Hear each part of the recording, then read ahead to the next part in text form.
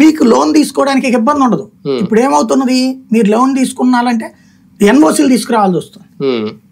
అట్లాంటి ప్రాబ్లం లేకుండా ఉండేటటువంటి ఒక చక్కటి సిస్టమ్ నీతి ఆయోగ్ సిఫార్సు చేస్తే దాన్ని జగన్ ని దొంగం చేయడం కోసం ఒక నెపం వేశారు అతని మీద.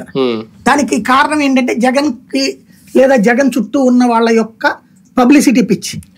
ఏవైతే ఆ బొమ్మలు వేయడం, పేర్ల మీద పేర్లు పెట్టడం, దాన్ని రాళ్ళు సరిహద్దు రాళ్ళు, దాంతో పాటు ఆ పుస్తకాల మీద అతను బొమ్మ వేసుకోవడంతో ప్రజల్లో తీవ్రమైనటువంటి అసహ్యం వేసింది.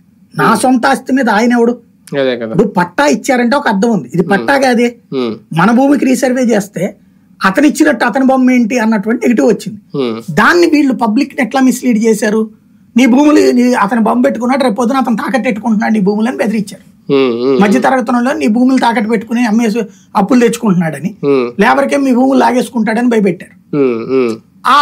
ఆ కన్ఫ్యూజన్ లో పోకిరి సినిమా టైప్ లో కన్ఫ్యూజన్ లో కొట్టేశారు.